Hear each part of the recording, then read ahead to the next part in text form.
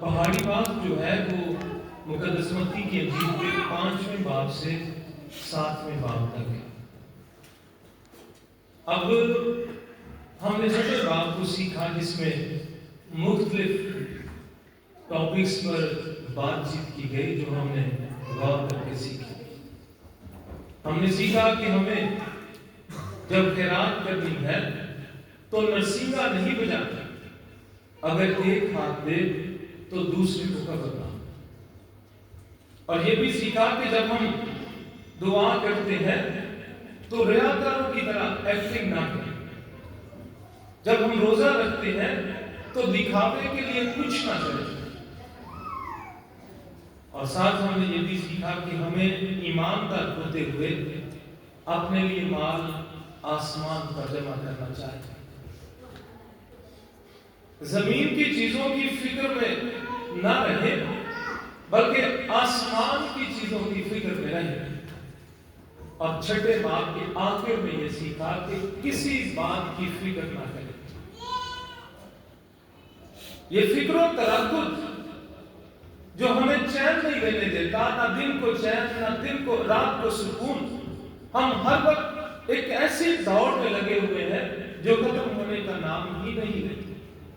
بے سکونی ہماری زندگیوں میں بھری ہوئی ہے، کام ختم نہیں ہوتے، یہاں تک کہ اپنے خالق خدا کو بھی ہم بھولے ہوئے ہیں جو سب کچھ ہمیں عطا کرتا ہے، جو رزق دیتا ہے، جو صحت دیتا ہے، جو اولاد دیتا ہے، جو گھر پر عطا کرتا ہے، ہم اس خدا کو بھی بھولے ہوئے ہیں۔ لازم ہے کہ ہم آسمان کے خدا پر بھروسہ کریں اور کسی چیز کی فکر نہ کریں، چونکہ فرمایا گیا کہ فکر کر کے ہم کچھ نہیں کر سکتے، اپنی عمر کی ایک گھڑی نہیں بڑھا سکتے۔ ہم ایماندار ہوتے ہوئے خدا کے کلام کی ان بنیادی باتوں کو اپنی زندگی میں رکھیں۔ ابتدائی کلیسیا اس تعلیم کو اپنی زندگی میں رکھ کر اپنے رویے دوسروں پر ظاہر کرتی رہی۔ جب انہوں نے اپنے چال چلن کو، اپنی پریکٹیکل لائف کو دکھایا تو بہت سے لوگ ان کو دیکھ کر یسوع مسیح کو قبول کر کے مسیحیت میں شامل ہو گئے۔ اور جو لوگ یسوع مسیح میں شامل ہیں، اور یہ جو دور جس سے ہم گزر رہے ہیں، اور خاص طور پر جس ملک میں خدا نے ہمیں پیدا کیا ہے، یہاں پر پریکٹیکل تھیالوجی ہے وہ ہمیں دوسروں تک پہنچانے کی ضرورت ہے۔ یعنی عملی طور پر ہم اپنی زندگیوں سے دکھائیں کہ یسوع مسیح ہماری زندگیوں میں بستا ہے۔ لیکن افسوس کہ ہم جس معاشرے میں رہتے ہیں اس کا اثر اس قدر ہم پر غالب آ گیا کہ ہم دوسروں سے کچھ کم نہیں، جس طرح دوسرے کرتے ہیں ہم ان سے بڑھ کر کرتے ہیں۔ آج خداوند کے پاک کلام میں سے جو حوالہ ہم سب کے سامنے تلاوت کیا گیا وہ 7ویں باب کی شروع کی آیات ہے، اور 7ویں باب میں جو پہلی بات زیر بحث لائی گئی ہے وہ یہ ہے کہ ایمانداروں کے لیے لازم ہے کہ وہ عیب جوئی نہ کرے۔ عیب جوئی یعنی کسی کی نیگیٹو بات کو لے کر اسے اچھالنا، کسی کی عزت کو اچھالنا، کسی کی باتوں کو نیگیٹو طریقے سے دوسروں کے ساتھ کرنا، اسے عیب جوئی خدا کے کلام میں کہا گیا ہے۔ عیب کسی کے نقص، کسی کی برائیاں، کسی کا کوئی نقطہ پوائنٹ پکڑ لینا اور اسے اس قدر اچھالنا کہ لڑائی جھگڑوں تک باتیں چلی جائیں۔ اور یہ باتیں جو ہے خدا کے کلام کے خلاف۔ ایماندار ہے تو خدا کے کلام کو قبول کرنے کی کوشش کرے۔ یہ دو دھاری خدا کا کلام جو ہے یہ زندگیوں پر اثر کرتا ہے اور زندگیوں کو بدلنے کی قدرت رکھتا ہے، لیکن شرط یہ ہے کہ اس کلام کو اپنی زندگی میں قبول کرے، کلام کے مطابق عمل کرنے کی کوشش کرے، عملی مسیحی بننے کی کوشش کرے، تب ہماری زندگیوں میں خدا کا کلام کو تاثیر ہوتا ہے اور ہمارے لیے برکتوں کا سبب بنتا ہے۔ 7ویں چیپٹر کے شروع میں فرمایا گیا کہ عیب جوئی نہ کیا کرو तुम्हारी भी अब जो ना की जाए, और जिस पैमाने से तुम नापते हो उसी से तुम्हारे लिए नापा जाएगा। अगर हम दूसरों की इज्जत को ढांपने वाले हैं तो हमारी इज्जत को भी ढांपा जाए। और ये खुदा के कलाम की बातें हैं, और खुदा के कलाम के सुखद 100% सच्चाई पर मबनी है, ये पूरे होते हैं। कमियां हम में हैं इंसान होते हुए, लेकिन खुदा का कलाम जो है ये कामिल है और हर हाल में असर दिखाता है और हर हाल में पूरा होता है। जो वादे इसमें फरमा दिए गए हैं, जो वादे इसमें लिख दिए गए हैं, उनका 100% पूरा होना लाजिम है। और अगर कहीं पूरा नहीं हो रहा या कमी कोताही है तो याद रखें कि अपनी जिंदगियों को टटोलने की जरूरत है, अपने आप में झांकने की जरूरत है कि मुझ में कहां पर कमी है, मैं अपनी दुरुस्ती कहां पर कर सकता। खुदा का बंदा बुजुर्ग मत्ती जो यीशु मसीह को जाती तौर पर जानता था, उसने यीशु मसीह के साथ वक्त गुजारा, उसने यीशु मसीह के साथ रहकर सीखा। वो यीशु मसीह के मुतल्लिक उसकी बातों को बयान करते हुए कहता है कि ऐब जोई ना किया करो, तुम्हारी भी ऐब जोई की जाएगी। यानी हमें सख्ती से मना किया गया कि वो बातें जो बाइसे शर्म है, हम उन बातों का ढंढोरा ना पीटे, उन बातों को मंजरे आम पर ना लेके आए, बल्कि हमेशा दूसरों की इज्जत को महफूज रखने की कोशिश करें। और फरमाया गया कि अगर तुम ऐसा करोगे तो तुम्हारे साथ भी ये सब कुछ हो सकता है। इसलिए याद रखें कि अगर एक उंगली किसी की तरफ करते हैं तो चार अपनी की अपनी तरफ होती। ये मुहावरे जो आम तौर पर अपनी जिंदगी में हम देखते हैं, ये सच्चाई पर मबनी है। और खास तौर पर पिछले दिनों हमने आज तक की किताब का मुताला किया, और आज तक की किताब का मुताला करते हुए हमने हमान के किरदार पर गौर किया। वो हमान जो बादशाह का मुशीर था, मुशीर आला था, जिसका कोई दूसरा सानी ना था, जो बादशाह की नजर में अहम था, उसने चैन गोलियां कर कर कि बादशाह सलामत, एक ऐसी कौम तेरी सल्तनत में है जो तेरी बादशाही को खराब कर दे, जो तेरी बादशाह के लिए खतरा, जो तुझे मिटा देंगे, जो तेरे खिलाफ है। हालांकि ऐसी कोई बात नहीं थी, बल्कि तारीख गवाह है कि खुदा के लोग 586 का आखिरी में वहां पर असीर बनकर गए थे। बाबुल की असीरी में गए, बाबुल ने एक अरसा उनको अपना गुलाम रखा, फिर फारिस ने उन पर हुकूमत कर ली, जिसका दानियल ने पहले से बयान कर दिया था। और फारिस का बादशाह अक्सफीरस जो था, वो खुदा का चुना हुआ था, जिसके मुतल्लिक खुदा के बंदे बुजुर्ग यसाया ने पेश गोई की थी कि वो ऐसे ही है जैसे मेरा मसा किया। और उस शख्स के साथ हमान जब गुफ्तगू करता है तो उसे बरगलाने की कोशिश करता है कि एक कौम है जो तेरी बादशाह के लिए खतरा है, सो उसे तू हुक्म दे कि मैं कत्ल कर दूं। और साथ ये भी कह दिया कि 1000 तोड़ा चांदी जो है वो भी शाही खजाने में डाल दो। अब हसद का लेवल यहां तक है कि किसी को खत्म करने तक नौबत आ गई। और ये हसद और इस तरह की बातें जो है ये हमें किसी काम का नहीं छोड़ती। अस्तर की किताब में से सीखा कि हमान जो अपने आप को बहुत कुछ समझता था और 12वें महीने की 13वीं तारीख को कत्ल का ऑर्डर जारी कर दिया था, जब खुदा ने अक्सफीरस बादशाह को इस्तेमाल किया, अस्तर मलका को खुदा ने इस्तेमाल किया, तो वो हुक्म जो कत्ल कर दिया जा चुका था उसके ऊपर एक और हुक्म दे दिया गया कि यहूदी अपना दिफा कर सकते हैं। और बादशाह ने 100% उनको फेवर। यहां तक बाइबल मुकद्दस में लिखा है कि बहुत से लोग उनके रोब और दबदबे को देखकर उनमें शामिल हो गए। ये उल्टी किसी को मारने वाली प्लानिंग जो है, खत्म करने वाली प्लानिंग है, नजर ना हमें आए, हमें दिखाई ना दे, ये हमारे लिए खुद बंदे का सबब बन जाती है।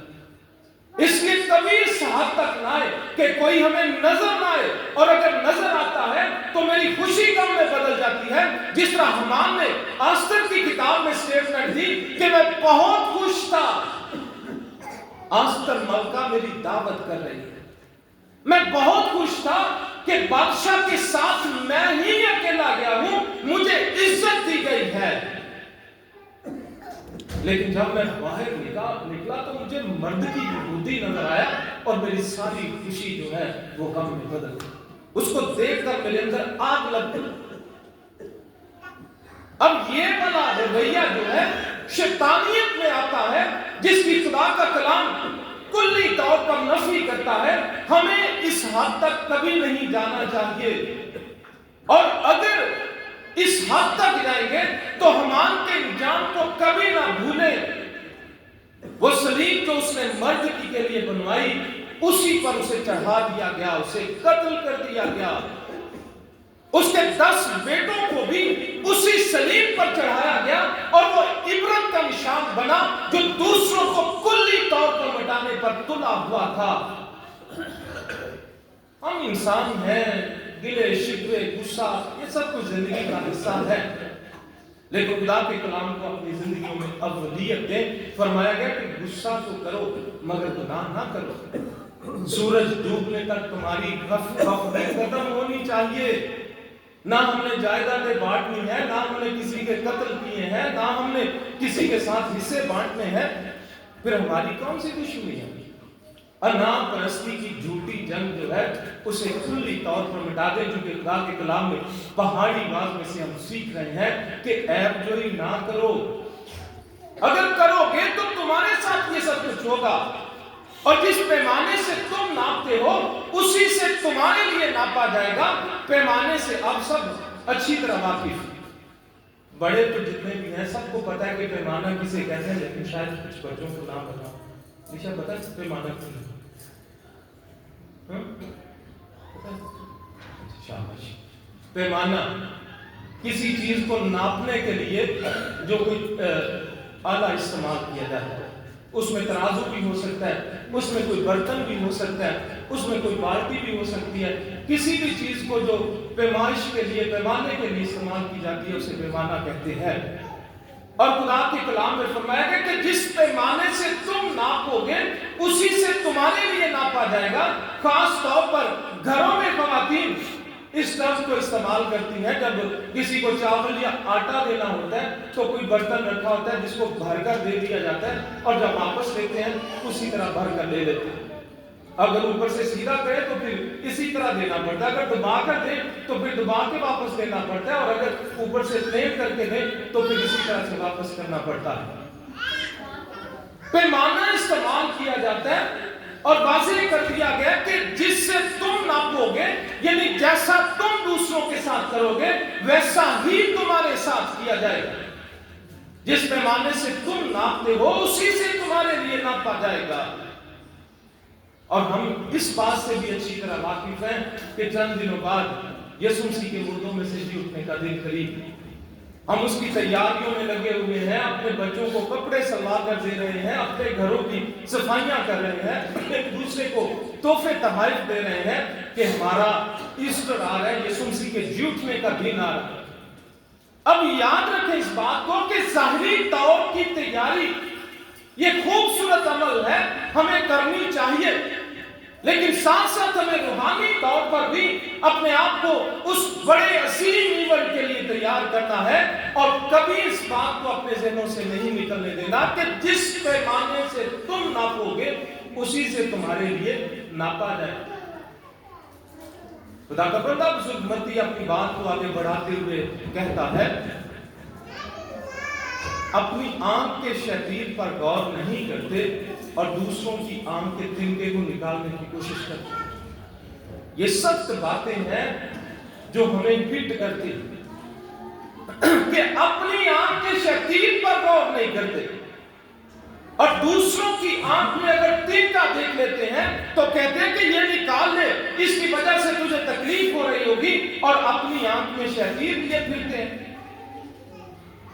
अपनी आंख में पूरा छत्र लिए फिरते हैं। शरीर का पता है ना क्या होता है जी? गार्डर जो लकड़ी का छत के ऊपर डालते हैं ना, कड़ी, उसको शतीर कहते हैं। बुजुर्गों को पता है, लेकिन नई नस्ल को इन चीजों का नहीं पता।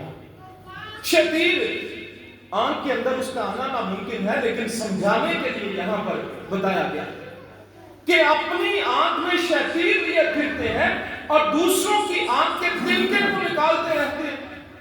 अपने अंदर बड़े जुर्म और बड़ी खताएं पाई जाती हैं और दूसरों की छोटी सी गलती जो है हम उसे उछालते रहते हैं। याद रखें इस बात को कि खुदा का कलाम हर दौर में लोगों की दुरुस्ती करता रहा है। इसीलिए इसे दो-धारी तलवार कहा गया और कहा गया कि ऐबजोई ना करो, जिस पैमाने से तुम नापते हो उसी से तुम्हारे लिए नापा जाएगा। वाज़ेह कर दिया गया कि अपनी आंख के तिनके शतीर पर गौर नहीं करते और दूसरों की आंख से तिनका निकालते फिरते हैं। यानी हमें अपनी दुरुस्ती की जरूरत है, अपनी कमजोरियों को अपने अंदर से निकालने की जरूरत है, अपनी खामियों को अपने अंदर से खत्म करने की जरूरत है। अपने ऊपर, अपने खानदान पर, अपने इर्द गिर्द पर निगाह करके फिर हम दूसरों की तरफ बढ़े। खुदा के कलाम में से सीखते हैं कि सिर्फ अपने ही हाल पर गौर ना करो, बल्कि दूसरों के अहवाल पर भी नजर रखो कि किस तरह से उनकी बेहतरी कर सकते हैं। और यहां पर भी बुजुर्ग मर्दी ये फरमाता है कि पाक चीज कुत्तों को ना दो और मोती सुरों के आगे ना फेंको। अब ये बात जो है ये दूसरे के साथ इसमें तजाद पाया जाता है, लेकिन खुदा का कलाम हर मौजू पर हमारी रहनुमाई करता है। पाक चीज यानी खुदा का कलाम, मोती यानी खुदा के कलाम की अनमोल बातें बेकदरे लोगों के सामने ना फेंको जिनको कुछ कदर ही नहीं। और यहां पर ये बात हमारे सामने वाज़ेह है कि वो जिनकी समझ में नहीं कोई बात आती, बात सीधी करें और आगे से लड़ना शुरू कर दे, बात अकल की करें और कह दे कि नहीं मुझे तो गलती बता रहा है, गलती ब्रीफ कर रहे। और ऐसे लोग भी हमारे दरमियान पाए जाते हैं जो अकल से सोचते नहीं है। और वाज़ेह कर दिया गया कि पाक चीजें मोती सुरों के आगे ना फेंको, वो पलट कर तुम्हारा ही नुकसान करते हैं। हमें अपनी जिंदगियों पर गौर करना है। ये खुदा का कलाम मेरे और आप सबों के लिए है, और अगर खुदा के कलाम पर अमल नहीं करते तो ये हमारे लिए कुछ भी फायदे की चीज नहीं। ये फायदेमंद उस वक्त है, ये पुरतासीर उस वक्त है जब हम इस पर अमल करते हैं, इसमें से सीख कर अपनी जिंदगियों में रखते हैं। खुदा का कलाम रहनुमाई करता है। कमियां हैं तो हम में है। कोई भी मौजू ऐसा नहीं जिस पे हमें खुदा के कलाम में तालीम ना मिले। हर मौजू पर हम इसमें से तालीम पाते हैं। और ये तालीम जिसे फजल का दौर या ऐसी तालीम कहा जाता है कि ये हमारे लिए आसान है। जब इसकी गहराई में जाकर गौर करते हैं तो एक एक अमल जो है वो हमें सूली पर लटका देता है, क्योंकि हमारी लाइफ, हमारा रहन सहन जो है ऐसा है जिसमें किसी तरह से बर्दाश्त पाई ही नहीं जाती। अजीब तरह से हमारी लाइफ बनी है। रास्ते में जाते हुए रोड पर अदम बर्दाश्त हर जगह पर नजर आती है। मोटरसाइकिल वाला सीधी बात करे आगे से गले पड़ जाता है। पैदल जाने वाला अगर कोई पीछे, 2 दिन पहले मैं एक लड़के को जा रहा था सेंटर में, बार बार उसके पीछे हारन में जा रहा था, बार बार। उसकी माँ या बहन भी साथ थी, लेकिन वो टस से मस नहीं हो रहा था, हालांकि साइड पे जगह भी थी। ऐसी अकड़ हमारे अंदर भरी हुई है कि हम समझते हैं कि हमसे बढ़कर कोई दुनिया में है ही। और अगर ऐसी सोच लिए फिरते हैं तो यीशु मसीह कहां पर है? यीशु मसीह की तालीम कहां पर है जिसमें बर्दाश्त की नहीं हमें नजर आती, जिसमें हमें दूसरों की भलाई करना ही नहीं नजर आती। रास्ते में जाते हुए अगर हम पत्थर या कोई कांटा या कोई रुकावट वाली चीज उठाकर साइड पर करते हैं तो ये खुदा हमें उसका अजर देता है, हम बाबरकत होते हैं, क्योंकि उससे दूसरों का भला करते हैं और अपना भी भला करते हैं। अगर ऐसी चीजों को हम समझते हैं कि वो बाबरकत है हमारे लिए, हमारे अपनों के लिए फायदे की है, तो हम ये क्यों नहीं समझते کہ انسان جس کو خدا نے اشرف المخلوقات بنایا وہ معتبر ہے، اس کا احترام، اس کی عزت، اس کے جذبات کی قدر کرنا، اس کے جذبات کو مجروح نہ کرنا، اس کے جذبات کو احساس کرنا، یہ ہم پر بہت لازم ہے۔ اور جس طرح میں نے پہلے بتایا کہ ہم آنے والے دن کی تیاری کر رہے ہیں، آج چیلنج ہمارے سامنے یہ ہے کہ جب یسوع مسیح کے ہیں، یسوع مسیح کی تعلیم کو ماننے والے ہیں، تو یہ بنیادی تعلیم جو پہاڑی باز میں سے سیکھ رہے ہیں، ہم اسے اپنی زندگی کا حصہ بنائیں اور تیاری کریں کہ یسوع مسیح کے جی اٹھنے پر ہم کس طرح کے انسان ہو کر اسے ملنا چاہتے ہیں، کس طرح کے ہو کر اس کے سامنے جھکنا چاہتے ہیں، گناہگار خیالوں کے ساتھ، جھگڑوں کے ساتھ، یا صاف ستھرے پاک توبہ بھرے دلوں کے ساتھ اس کے سامنے آنا چاہتے ہیں۔ اور یاد رکھیں اس بات کو، یہ آپ پر ڈیپینڈ کرتا ہے کہ آپ کس طرح سے ہو کر اس کے سامنے جھکیں گے اور اسی طرح کا اجر اس سے لیں گے۔ میں نے بہت سے لوگوں کو دیکھا ہے کہ جب خدا سربلندی بخشتا ہے تو وہ حلیم ہو جاتے ہیں، اس قدر حلیم ہو جاتے ہیں کہ کوئی بات بھی کر دے تو کہتے ہیں کوئی بات نہیں، بے خدا تیرا خدا ہے۔ بہت سے ایسے لوگوں سے میں واقف ہوں کہ خدا جب رحمتیں کرتا ہے، جب خدا وسائل دیتا ہے، جب خدا اولاد کو کامیاب کر دیتا ہے تو وہ حلیمی سے بڑھ جاتے ہیں، اور وہ حلیمی شکر گزاری کے ذمہ میں آتی ہے کہ ہم خدا ان کے شکر گزار ہیں۔ عاجزی خدا اندر پیدا کر دیتا ہے، اور انسان کی کتاب کو جب ہم پڑھتے ہیں تو سیکھتے ہیں کہ عزت بھی، دولت بھی اور حیات یعنی زندگی بھی خدا کے خوف اور فروتنی کا اجر ہے۔ انسان 22ویں باب میں سے ہم یہ سیکھتے ہیں، عزت، دولت و حیات خدا کے خوف اور فروتنی کا اجر ہے۔ ہم کس طرح کی دوڑ میں لگے ہوئے ہیں، عزت بھی چاہتے ہیں اور غلط راستے بھی چنتے ہیں، دوسروں کو نیچا بھی دکھاتے ہیں، دولت بھی چاہتے ہیں لیکن خدا کے خوف سے دور ہیں، زندگی بھی چاہتے ہیں اور خدا کو اپنی زندگیوں میں آنے نہیں دیتے۔ اگر یہ سب چیزیں چاہیے تو خدا کے خوف میں زندگی بسر کریں۔ خدا کے خوف اور فروتنی کا یہ اجر ہے، عزت بھی، دولت بھی اور زندگی بھی۔ اور جب خدا کے خوف اور اس کے کلام کے مطابق زندگیاں گزارتے ہیں تو پتہ نہیں کہ خدا کہاں کہاں سے دے دیتا ہے۔ اسی لیے اس نے وعدہ فرمایا کہ میں اپنے محبوب کو نیند ہی میں عطا کر دیتا ہوں۔ ضروری نہیں کہ وہ 6 مہینے میرے سامنے وعدے لگے۔ اگر کوئی میرا محبوب بن جاتا ہے، مجھے پسند آ جاتا ہے، اس کی زندگی مجھے پسند آ جاتی ہے، اس کے رویے مجھے پسند آ جاتے ہیں، اس کی سوچ مجھے پسند آ جاتی ہے، میرا وہ محبوب بن جائے تو میں سب کچھ اسے نیند میں عطا کر دیتا ہوں۔ وہ دینا چاہتا ہے، کمیاں ہم میں ہیں، اور یہ وقت جو خدا نے دیا ہے جس میں ہم اس کے سامنے جھکے ہیں، ہم آج ہی اس کے سامنے سجدہ ریز ہو کر اپنی خامیوں سے معافی مانگیں، اپنی غلطیوں کو اس کے سامنے رکھیں، اپنی خطاؤں کو اس کے سامنے رکھیں۔ وہ یسوع مسیح جس نے صلیب پر اپنا خون بہایا ہمارے گناہوں کی معافی کے لیے، وہ کافی ہے۔ ایک ہی لمحے میں وہ دھو کر دودھ کی طرح صاف کر سکتا ہے، ہماری ساری خطاؤں کو پیچھے چھوڑ سکتا ہے، ہمیں نئی زندگی دے سکتا ہے۔ فقط ہمیں اس کے سامنے جھک کر توبہ کرنے کی ضرورت ہے، اپنی خطاؤں کو اس کے سامنے رکھنے کی ضرورت ہے۔ وہ دینا چاہتا ہے، لینے والے بنے، اپنی زندگیوں میں تبدیلی لے کر، اپنے رویوں میں تبدیلی لے کر قبول کرنے والے بنے، برداشت کرنے والے بنے۔ کبھی ان باتوں کو نہ بھولے جو آج ہم نے سیکھی۔ عیب جوئی نہ کرو، اگر کرو گے تو تمہاری بھی کی جائے گی۔ جس پیمانے سے تم ناپتے ہو اسی سے تمہارے لیے ناپا جائے گا۔